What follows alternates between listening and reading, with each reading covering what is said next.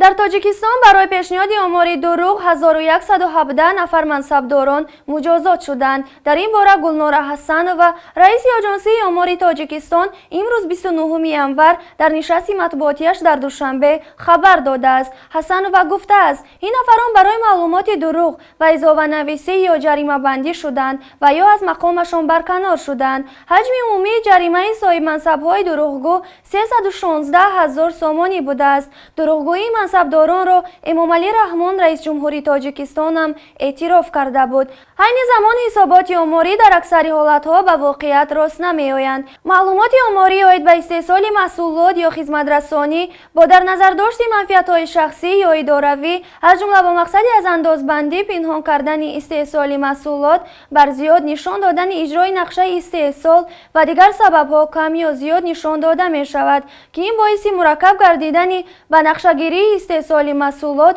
واردات و صادرات آن می‌گردد، گفته بود رئیس جمهور.